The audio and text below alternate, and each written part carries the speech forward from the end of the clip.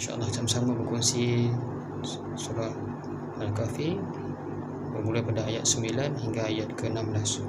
A'udzu billahi minasyaitonir rajim. Am hasibta anna ashabal kahfi war raqim kanu min ayatina ajaba.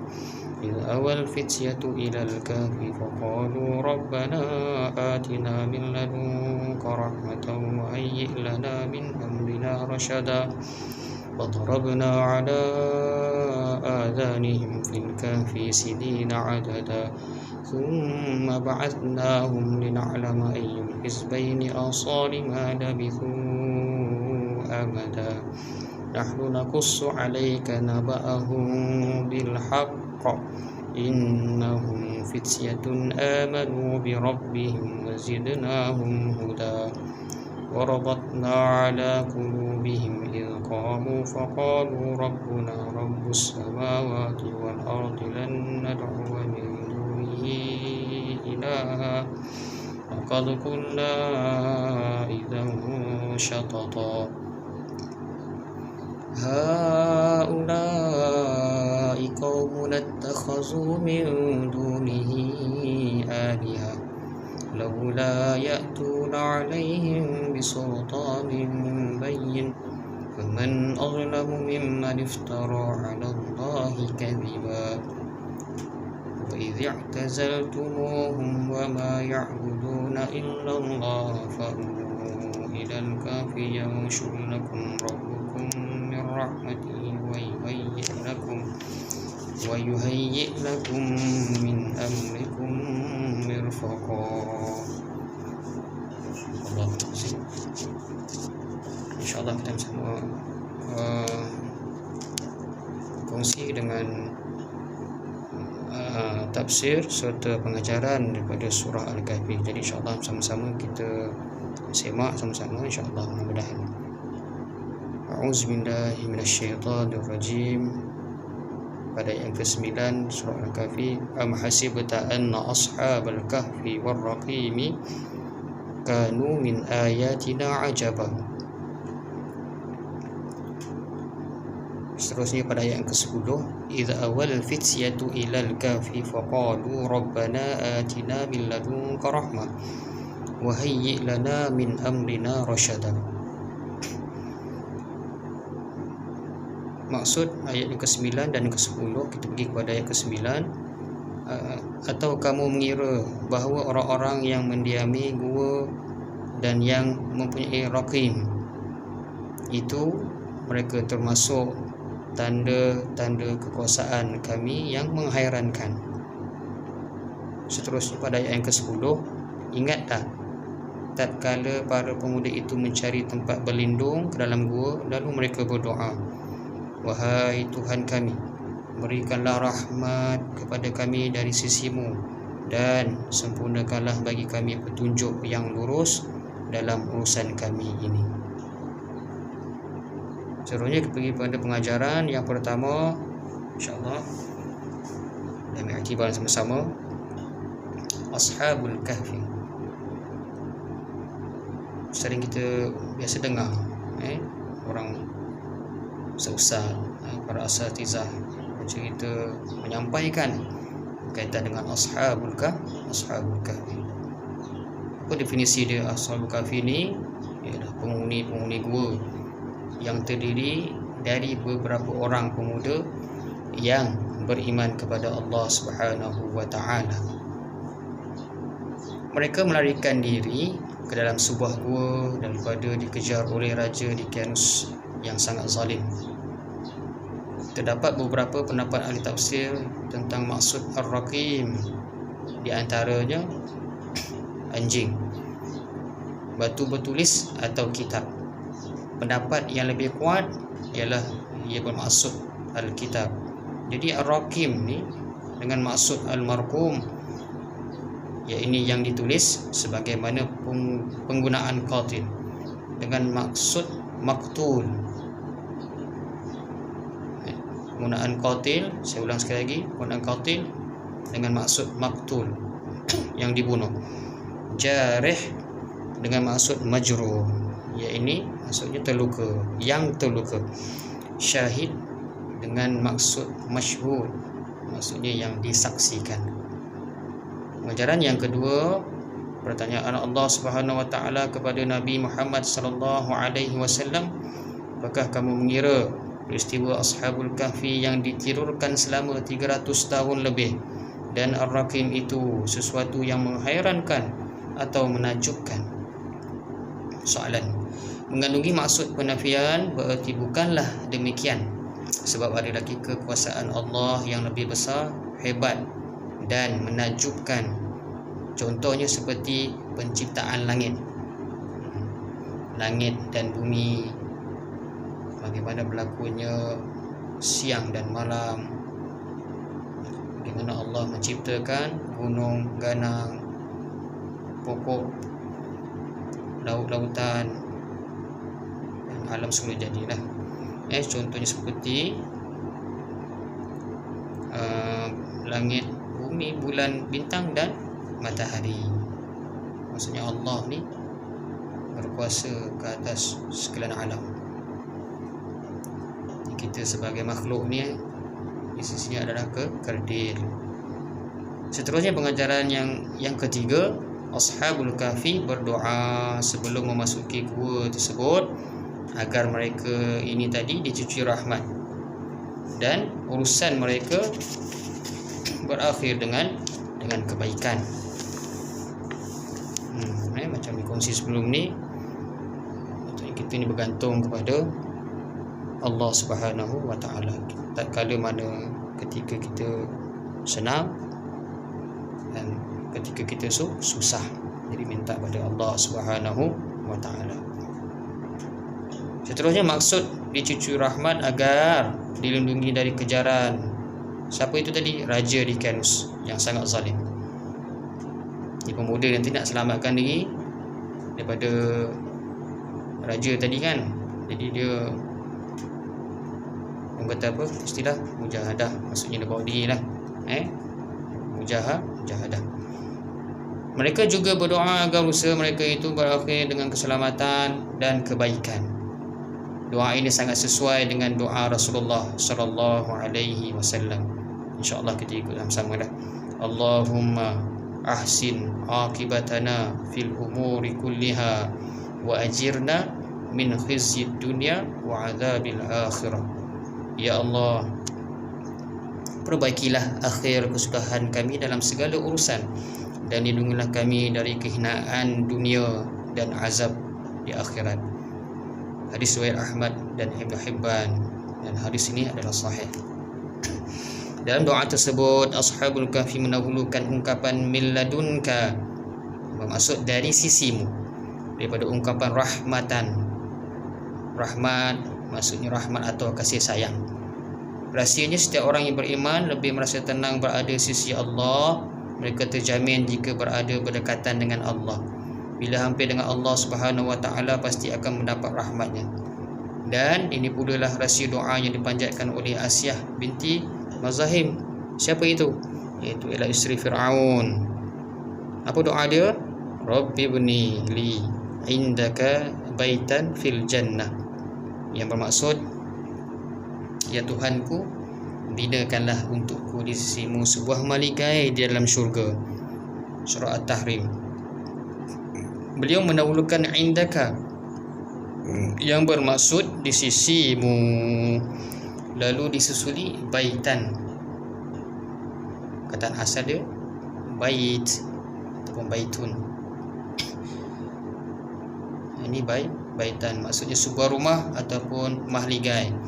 Atas sebab ini pula lah terdapat dalam bidalan orang Arab mengatakan al-jaru qabla ad-dar, maksud jiran sebelum rumah. Maksudnya ketika mencari rumah untuk disewa atau didiami, maka kebaikan jiran perlu diutamakan daripada hanya kebaikan fizikal rumahnya. Cerita pasal jiran lah.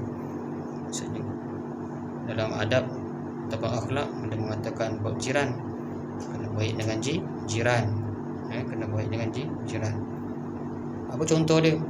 Contohnya macam kita masak, contohlah ini dalam kep dalam perintah kawalan gerakan ni kan, rumah masak, rumah masak, jadi lebihkan sikit, sedekah lah pada jiran, kena berbuat baik dengan jiran. Itu salah satu contoh yang baik lah. Yang tak baik kita jangan ikut. Contohnya macam-macam lah, kan, macam membela contoh membela seekor binatang. Jadi kena jaga hak jiran, kena jaga hak jiran, jangan sampai menyakiti hati jiran. Minta jauhkan, maksudnya yang baik kita ikut. Okay, alhamdulillah. Kita teruskan lagi pada ayat yang ke seterusnya, 11, 12 dan 13. Ayat yang ke-11, fadarabna ala adhanihim fil kahfi sinina adada. Ayat yang ke-12, thumma ba'asnahum lina'lama ayyul hisbaini asalima labithu amada. Ayat yang ke-13, nahnu naqussu 'alaika naba'ahum bil haqq innahum fityatun amanu bi rabbihim wa zidnahum huda. Bagi pada terjemahan dia insya-Allah pada ayat yang ke-11, maka kami tutup telinga mereka beberapa tahun dalam gua itu.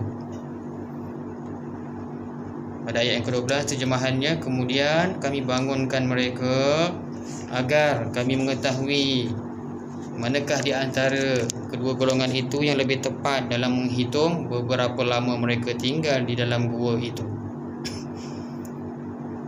Terjemahan pada ayat ke-13, kami kisahkan kepadamu, yakni Muhammad sallallahu alaihi wasallam, cerita ini dengan benar. Sesungguhnya mereka adalah pemuda-pemuda yang beriman kepada Tuhan mereka, dan kami tambah pula untuk mereka petunjuk. Itu tafsir ataupun ayat terjemahan daripada bermula pada ayat 11 hingga 13. Kita pergi kepada pengajaran yang pertama. Ungkapan ayat yang disebutkan tadi, kami tutup telinga mereka. Apa maksud itu? Maksudnya kami tidurkan ashabul kahfi, pemuda ni tadi, selama berapa tahun? 300 tahun lebih. Nanti kita akan ceritakanlah. Mereka terdiri daripada beberapa orang pemuda dari kalangan keluarga diraja. Beberapa orang pemuda tadi yang dari ke gua tadi, rupanya dia adalah di kalangan keluarga dia raja, maksudnya ada kaum kerabat. Maksudnya orang yang ada orang yang ni lah, orang yang ada keturunan ni kan. Ketika mereka bangun dari tidurnya, mereka berbeza pendapat tentang berapa lama mereka sudah tidur dalam gua tersebut. Maksudnya dah berapa lama kan tidur. Rasa macam sekejap je, rupanya lah lama. Banyak orang kata hujah, maksudnya pendapat masing-masing lah. Pengajaran yang kedua diceritakan di sini, mereka dibangunkan oleh Allah Subhanahu Wa Taala dari tidurnya supaya Allah Subhanahu Wa Taala mengetahui siapakah di antara mereka yang paling tepat perhitungannya. Ada di antara mereka yang mengatakan bahawa mereka berada dalam gua hanya 1 hari, macam ceritakan tadi lah, atau setengah hari. Pengajaran yang ketiga, Allah Subhanahu Wa Taala menegaskan bahawa kisah Ashabul Kahfi yang dia khabarkan itu kepada Nabi Muhammad sallallahu alaihi wasallam adalah benar adanya, yang tidak mengandungi dusta sedikit pun. Mereka terdiri daripada pemuda-pemuda yang beriman. Dalam ayat ini Allah Subhanahu Wa Taala menyebut innahum fityatun amanu bi rabbihim. Maksudnya sesungguhnya mereka terdiri daripada pemuda-pemuda yang beriman kepada Tuhan mereka. Yang kata nak ngelak daripada segala fitnah dunia, jadi dia lari, pemuda tadi lari ke gua lah, kan. Macam kita lah, ambil contoh lah, kita dengar benda yang tak, kata apa, benda yang tak benar, jangan kita diviralkan, disebarkan. Kena tabayyun, ikut agama lah. Menteri Agama dah menjelaskan, maksudnya kita kena tabayyun, semak, selidik, Kadang-kadang orang yang hantar ni kadang-kadang dia betul tak betul. Ni maksudnya kena ni lah. Sampai kita boleh bergaduh besar. Benda kecil je, tapi dalam kelamaan boleh jadi besar. Sebab benda-benda macam ni kita kena selidik, kena kata apa, kena teliti lah, insya-Allah. Jadi maksud tadi innahum fityatun amanu bi rabbihim, sesungguhnya mereka terdiri daripada pemuda-pemuda yang beriman kepada Tuhan mereka lah. Maksudnya dia sami'na wa ata'na pada pencipta, iaitu Allah Subhanahu wa taala. Pengajaran yang seterusnya yang keempat, para pemuda lebih mudah menerima perubahan jika dibandingkan dengan golongan walansia. Apa maksud walansia ni? Maksudnya warga lanjut usia ataupun yang panggil warga emas. Panggil warga emas. Kecuali mereka yang mendapat rahmat Allah. Walansia ni biasanya sudah mendarah daging dengan tradisi turun-temurun atau adat istiadat nenek moyang mereka. Mereka lebih sukar berubah jika dibandingkan dengan golongan pemuda. Itulah sebabnya pembela ajaran para nabi kebanyakannya adalah dari golongan anak-anak muda. Ini bukan orang-orang tua. Maksudnya zaman yang ada pada orang-orang lama pada ketika itu sangat jahil lah. Bukan kata semua, saya segelintir lah yang tak ikut itu ajaran Allah Subhanahu wa taala. Pengajaran yang kelima, ada pun ungkapan wazidnahum huda. Maksudnya dan kami tambah. Wazidnahum, zid maksud tambah. Wazidnahum huda, dan kami tambah pula untuk mereka petunjuk. Imam Al-Bukhari dan ulama akidah ahli sunnah wal jamaah menjadikan ayat sebagai dalil bahawa iman seseorang tidak tetap, kan, tetapi boleh bertambah dan berkurang. Macam lagu Raihan kan, lirik dia berkaitan, tajuk lagu tu berkaitan dengan apa? Iman tak dapat diwarisi. Iman tak dapat diwarisi dari seorang ayah yang bertakwa. Contohnya ayah dia seorang yang alim, tapi bila datang ke anak pula jadi zalim, contohlah. Ya Allah, minta jauhkan, na'udzubillah min zalik, minta jauhkan. Maksudnya yang kata cara tarbiyatu aulad tadi, seorang ayah mesti yang kata apa, cara didikan dengan agama, insya-Allah jadi anak jadi baik, mudah-mudahan insya-Allah. Kalau kita didik dengan cara tak baik, jadi anak jadi tak baik lah.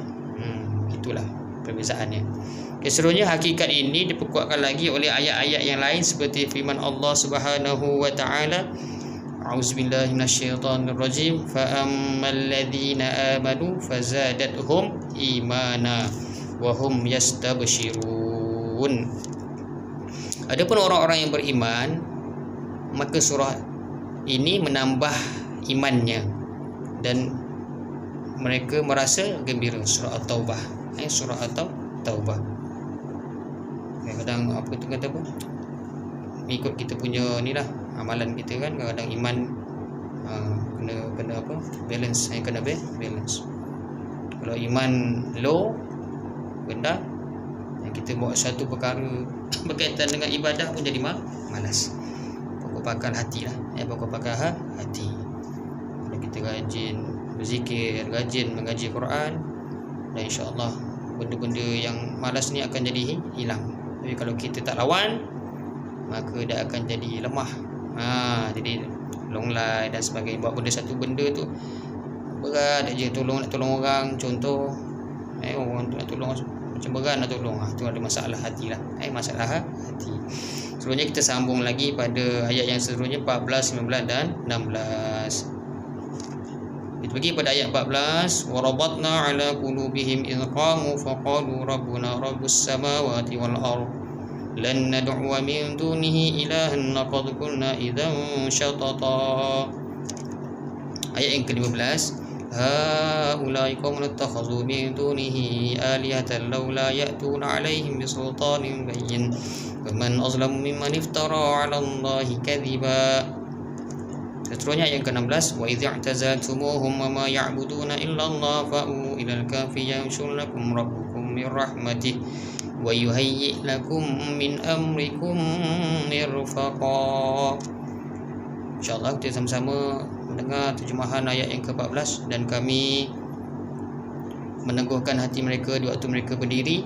Lalu mereka pun berkata, Tuhan kami adalah Tuhan seluruh langit dan bumi. Kami sekali-kali tidak menyeru Tuhan selain Dia. Sesungguhnya kami kalau demikian telah mengucapkan perkataan yang amat jauh dari kebenaran. Sesuai yang ke-15, kaum kami ini telah menjadikan selain Dia sebagai Tuhan-Tuhan untuk disembah. Mengapa mereka tidak mengemukakan alasan yang terang, yakni tentang kepercayaan mereka? Siapakah yang lebih zalim daripada orang-orang yang mengada-adakan kebohongan terhadap Allah Subhanahu wa taala? Dan pada ayat yang ke-16, dan apabila kamu meninggalkan mereka dan apa yang mereka sembah selain Allah, maka carilah tempat berlindung ke dalam gua itu. Nescaya Tuhanmu akan melimpahkan sebahagian rahmatnya kepadamu dan menyediakan sesuatu yang berguna bagimu dalam urusan kamu. Seterusnya pengajaran yang kita boleh ambil iktibar, insya-Allah, mudah-mudahan Allah memudahkan urusan kita. Pengajaran yang pertama, Allah SWT meneguhkan hati pemuda-pemuda dengan kekuatan iman dan keberanian ketika berhadapan dengan Raja Dikaenus yang memaksa mereka untuk apa? Menyembah berhala. Maksud sistem jahiliah, sistem jahil. Pemuda ni orang yang beriman. Bila orang beriman, dia akan tahu mana yang baik, mana yang tak baik. Istilah hak dengan batil. Jadi kita kena pilih lah mana yang baik kita ikut, yang tak baik jangan ikut. Sama juga macam situasi sekarang ni, mana yang baik kita ikut lah.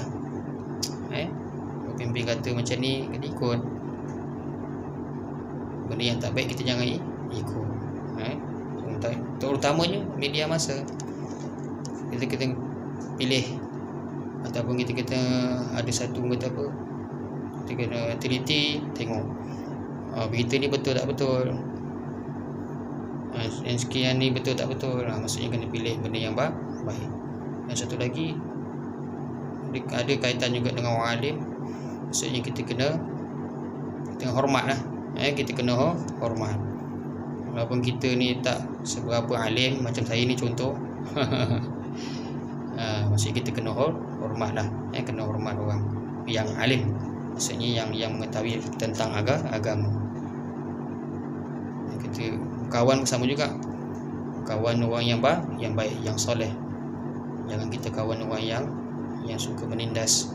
Minta jauhkannya Allah, ya Allah. Seterusnya dengan lantang pemuda ni berkata, Tuhan kami adalah Tuhan seluruh langit dan bumi. Kami sekali-kali tidak menyeru yakni Tuhan selain Dia. Maksudnya pegangan yang ada pemuda Ashabul Kahfi ni terlampau kuat lah. Dia punya iman dia sangat kuat tentang agama Islam. Allahu Akbar. Seterusnya pengajaran yang kedua, dalam pernyataan Ashabul Kahfi ini di atas mengandungi dua pengakuan. Apa dia pengakuan dia? Sama-sama kita dengar. Yang pertama, tauhid rububiyah, bahawa hanya Allah yang mencipta langit dan bumi. Maksud langit sama,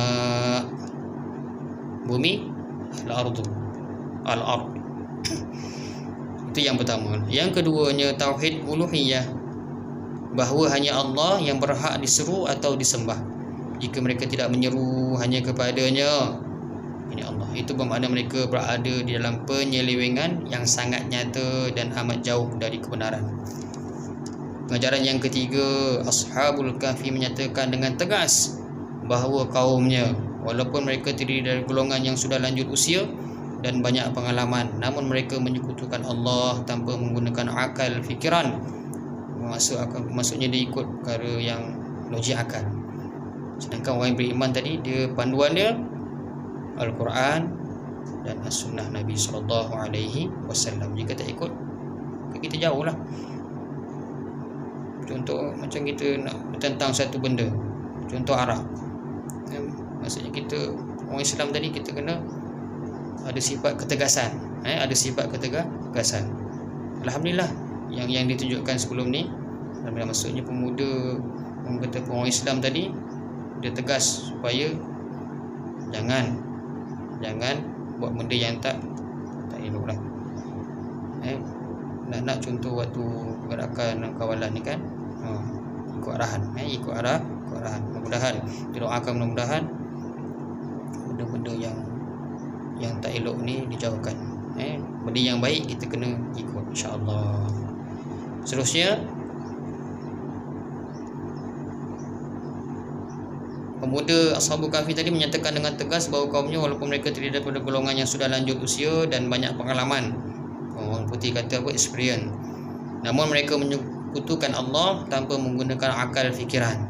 Kalau mereka berbuat demikian tanpa mengemukakan alasan dan dalil yang benar, dan itulah kezaliman yang amat besar lah. Maksudnya banyak guna akal, kurang guna melalui dalil Al-Quran. Kita kena itulah, macam sebelum ni dikatakan, kalau kita nak syarah ke apa, mesti kena ada dalil daripada Al-Quran. Kalau ni ikut logik akal pun mesti ada kaitan dengan apa tu kata apa, dalil Al-Quran. Seterusnya pengajaran yang terakhir, pengajaran yang keempat, Ashabul Kahfi telah mengadakan dua jenis hijrah. Apa dia dua jenis hijrah tu? Yang pertamanya iaitu hijrah fizikal. Hijrah fizikal, yakni dengan meninggalkan kaumnya menuju ke gua. Maksud hijrah fizikal itu yang pertamalah. Yang keduanya hijrah maknawi, yakni dengan meninggalkan syirik kepada tauhid, yakni hanya menyembah dan berdoa kepada Allah yang Maha Esa. Itu yang sebaiknya. Allah Subhanahu wa taala berjanji akan melindungi mereka dengan rahmat-Nya dan menyediakan untuk mereka sesuatu yang berguna dalam segala urusan mereka. Itulah tadi perkongsian tafsir surah Al-Kahfi bermula pada ayat 9 hingga ayat ke-16. Sebelum penutup ni, berkongsi sikit insya-Allah.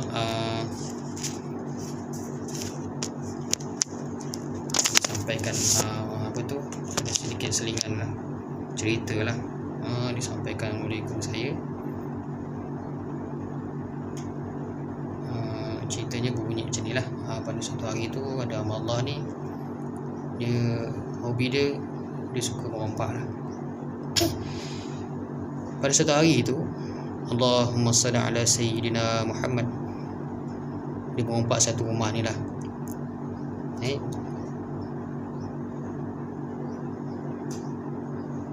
Bila dia masuk dalam rumah tersebut, dia dah niat dah. Maksudnya apa? Bila masuk rumah ni mesti nak ambil satu barang kan? Sebab dia nak terdesak kan? Maksudnya kalau orang fikir pendek ni tadi, dia akan kata buat satu benda tu dah tak fikir apalah. Maksudnya fikir pendek lah. Kalau fikir panjang, dia akan fikir contoh, kalau aku buat macam ni, aku akan diterima hukuman yang setimpal lah, macam tu lah. Jadi dia masuk rumah orang ni, tiba-tiba dia tengok kosong. Allahu Akbar, kosong rumah tersebut. Kosong. Cuma ada 3 sejadah dengan senaskah Al-Quran. Allahu Akbar. 2 benda tu je. Dua benda. Jadi seterusnya dia macam menyesal lah. Rompak, menyesal aku masuk. Tak ada apa-apa, tak ada harta. Yang ada sejadah dengan Al-Quran. Allahu Akbar. Dengan menyesal, dia kecewa, dia nak keluar. Bila keluar saja kat pintu tu, ada satu suara. Jeng-jeng-jeng, suara dia kan. Wahai hamba Allah. Ada suara. Dia macam dia takut lah. Jangan kamu keluar daripada rumah ini. Kamu nampak tak itu sejadah? Nampak tak Al-Quran? Hendaklah kamu beribadah kepada Allah, mohon pada Allah. Mudah-mudahan apa yang kamu nak tadi Allah kabulkan. Allahu Akbar. Suara orang yang dalam rumah ni tadi. Orang tak ada tapi suara je. Allahu Akbar. Jadi hamba Allah ni tadi dengan takutnya ikutlah arahan yang disampaikan oleh suara tadi tu.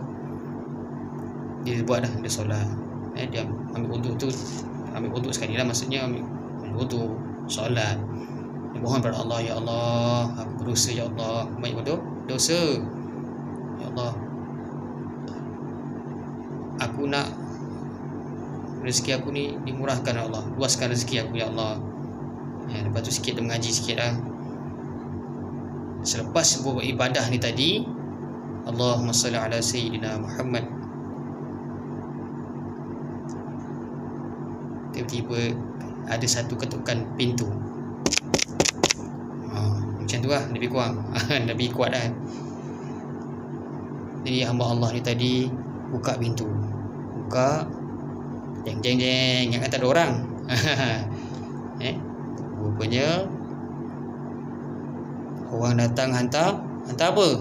Hantar duit, dirham, dinar. Allahu Akbar. Punya rezeki. Rezeki yang Allah bagi, kita kena mohonlah pada Allah.